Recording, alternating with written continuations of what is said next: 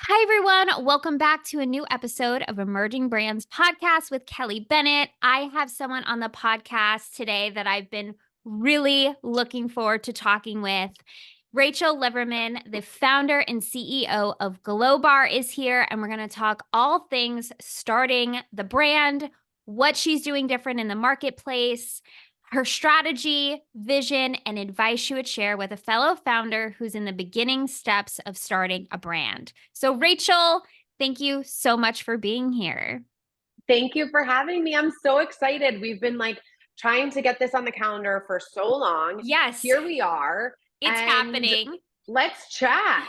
I love it. And I was just telling Rachel before we hit record, an ad for Glowbar came up on my Instagram right before I was getting ready. And just hearing your story and the ad, I was like, yes, it just made me even more excited about this conversation. So, for anyone who's listening who isn't familiar yet with Glowbar or seeing Glowbar and was just so curious of how it all started, could you take us back to how you started the brand? Yes, absolutely.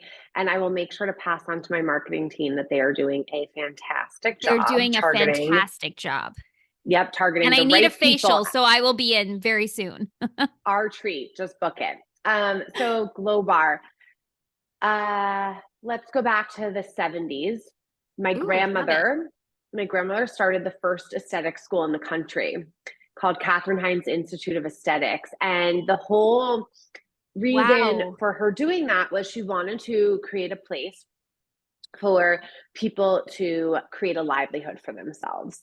And she was seeing that in Europe, skincare was like a really big thing that people did, and they took great care of their skin. And she was like, we're not doing that here in the US. And so she wanted to create a place for other women like herself to create a livelihood and a career for themselves, doing something to help people feel good.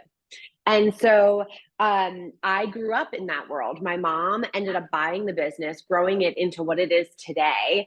And at my kitchen table, we were talking about estheticians or skincare products or some of our businesses. And it was so cool to see two women have such careers back in the day, because it wasn't like today where, you know, female entrepreneurship is so common, or just like women having like major incredible careers, or the conversation about even women being like the CEOs of the world and all of that. So I grew up watching that. And so I graduated from college and I wanted to be in the beauty industry in some way. I wasn't ready to go work for my family.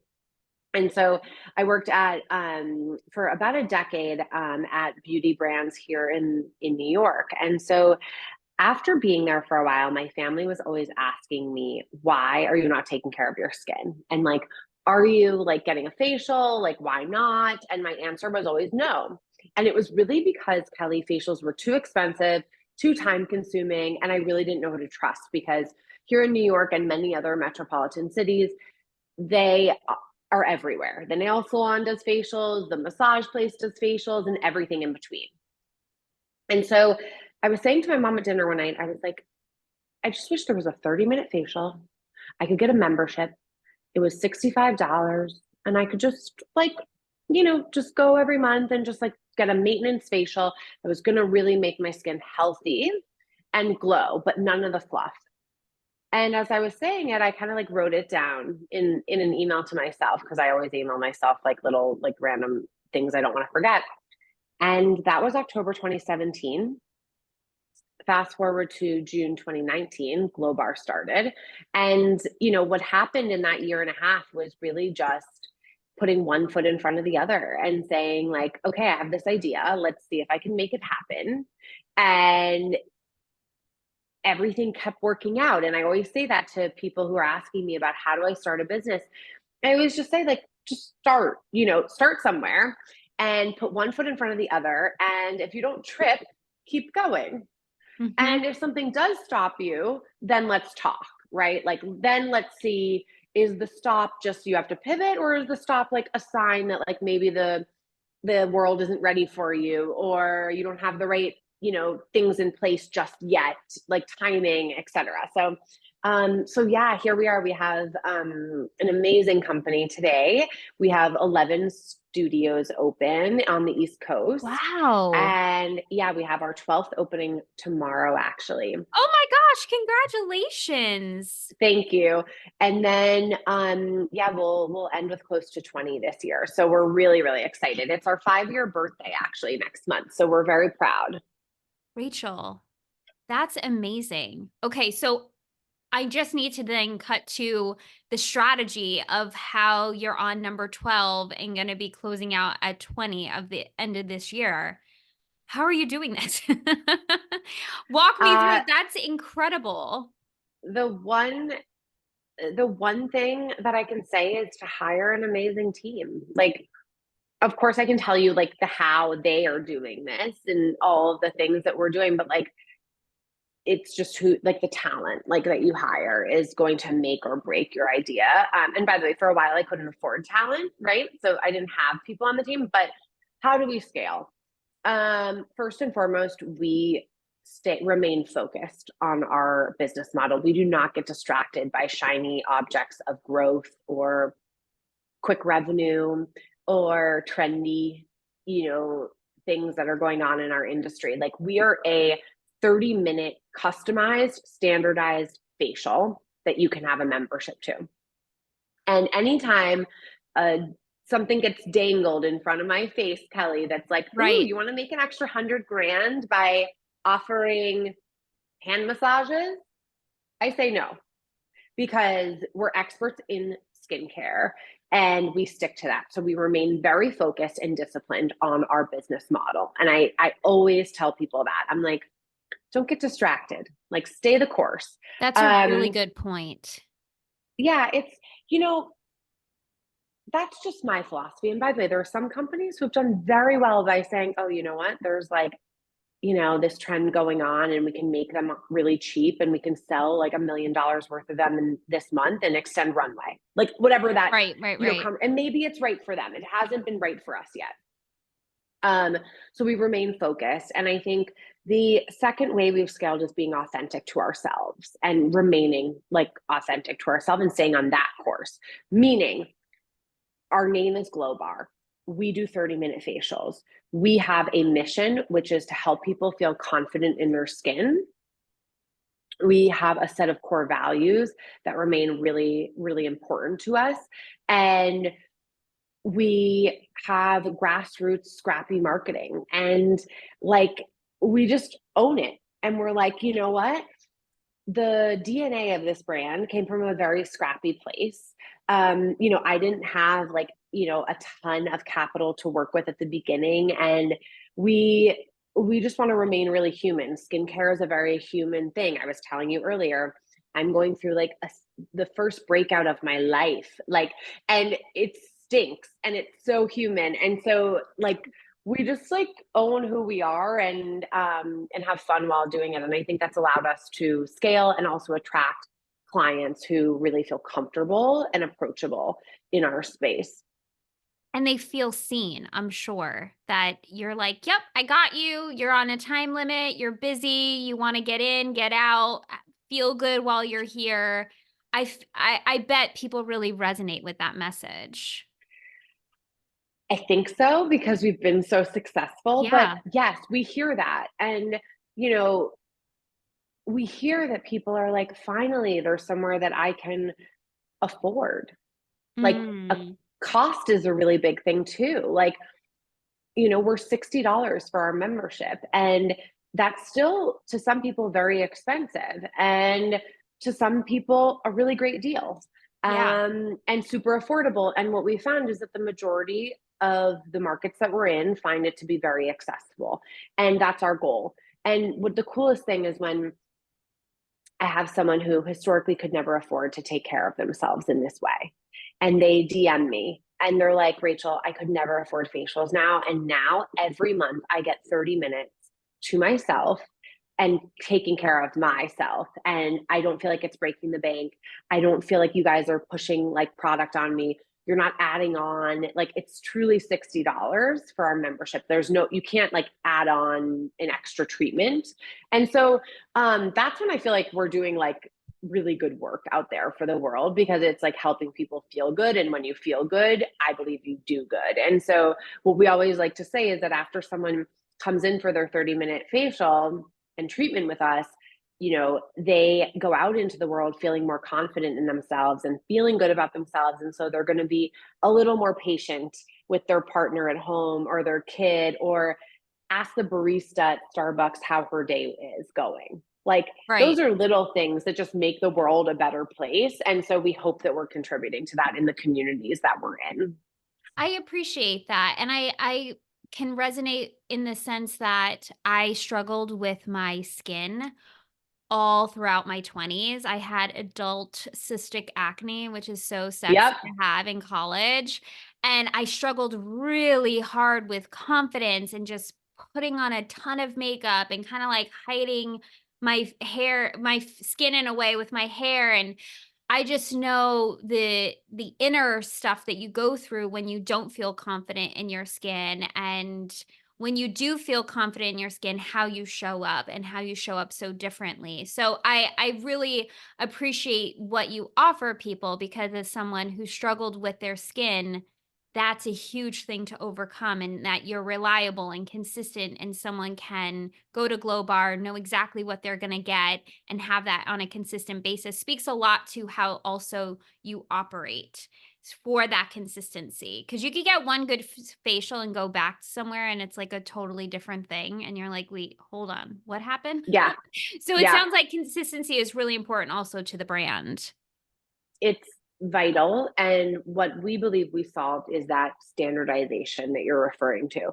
Right. When you come to Glowbar, whether it's at our Prospect Heights location or our Bryn Mawr, Pennsylvania location, or Hoboken, they should be the same treatment. And we solve that through technology. So that's been really helpful. And it's really important because that also instills trust. And I know that you're big on like building brand strategy, and like all of Yes. that is to support that lifetime value of each client, like Mhm. keeping them loyal to you.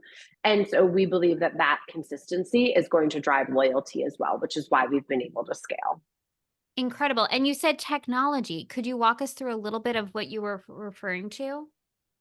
Yeah. So what a lot of people don't know is in the treatment room, all of our estheticians are trained to use our proprietary technology, which basically is a algorithm decision tree logic of sorts that basically takes what Kelly's skin looks like and what the esthetician has assessed and combines it with what Kelly wants to do for her skin on that day, Mm. and combines it into the right protocol for the client.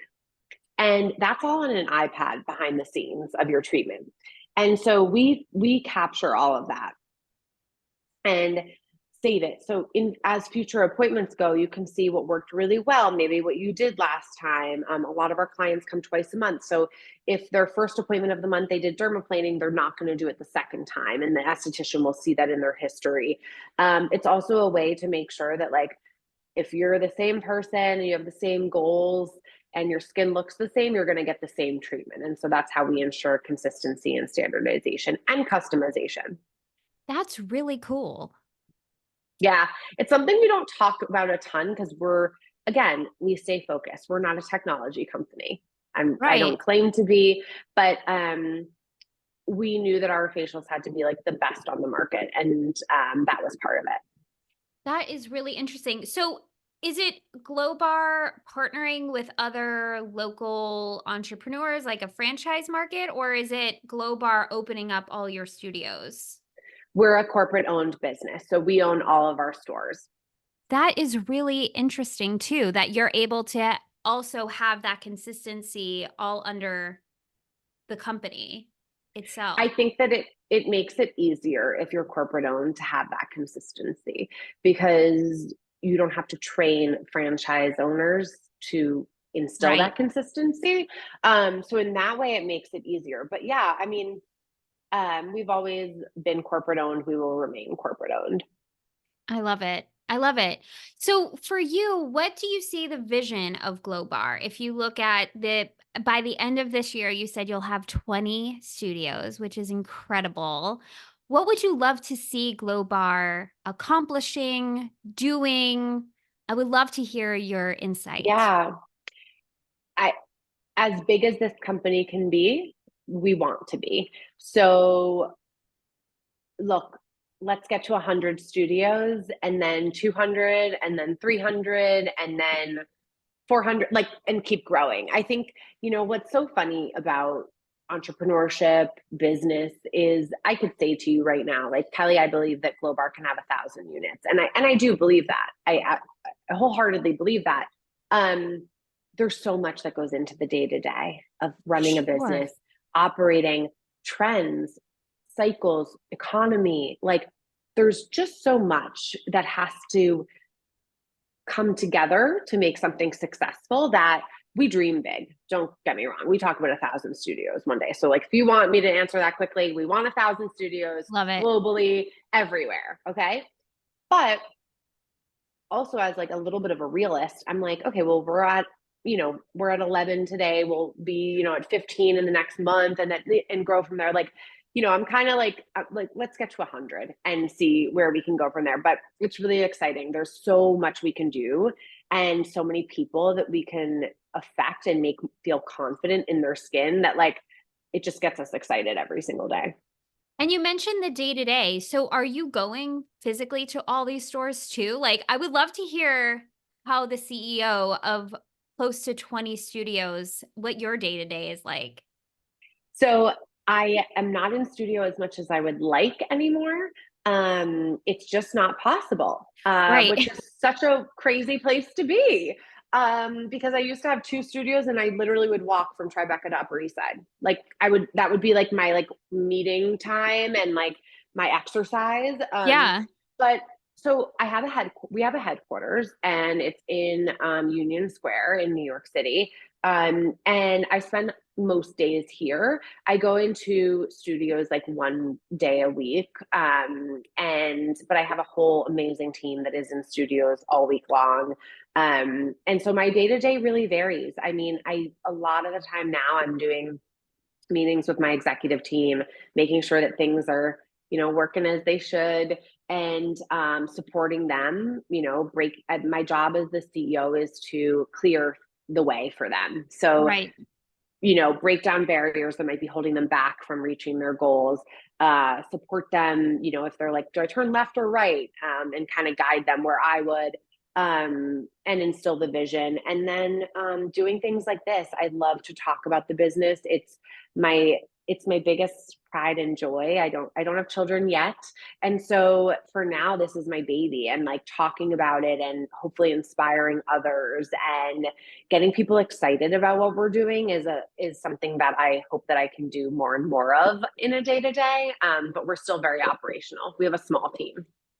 I think what you're doing is incredible and also really inspiring and aspirational, because I know so many founders who listen to this podcast are in the very early stages. So the fact that you're at 12 tomorrow and going to be closing, I just know personally a good group of founders who are going to hear this and say, wow, okay, that is what I needed to hear to keep me on the tracks and work through what I need to work through today, because I see the potential. I'm hearing this story of someone starting, maybe resonating where you started to where you are now.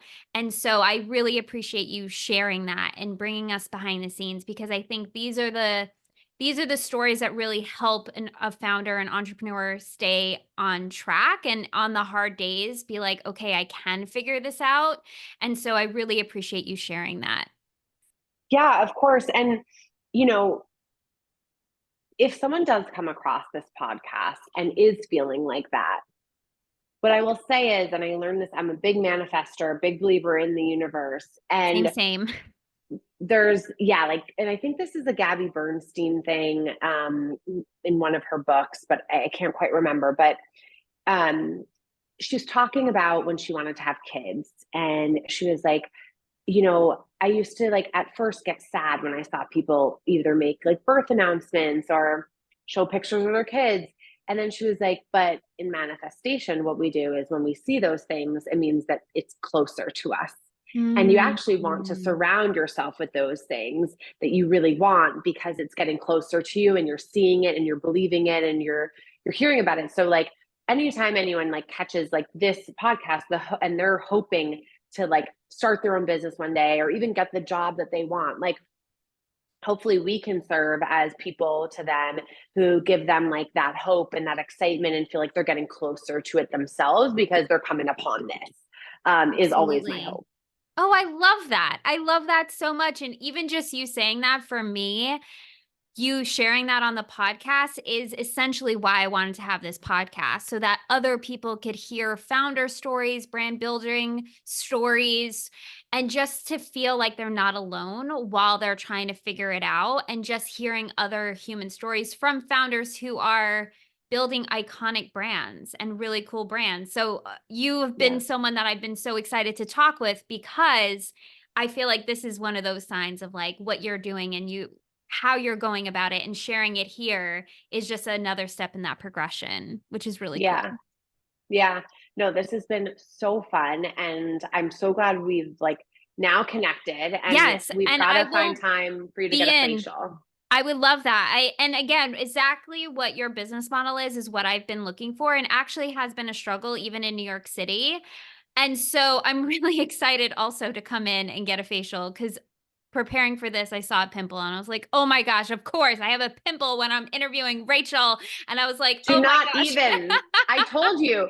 I like people, I'm so sorry. My skin, like, I went against all of my advice this week. So you and you We're look on the same amazing. page. I love Yes, it. this was so fun. Thank Last you. question. Where can someone book a facial, look for a Glowbar near them if they're on the East Coast?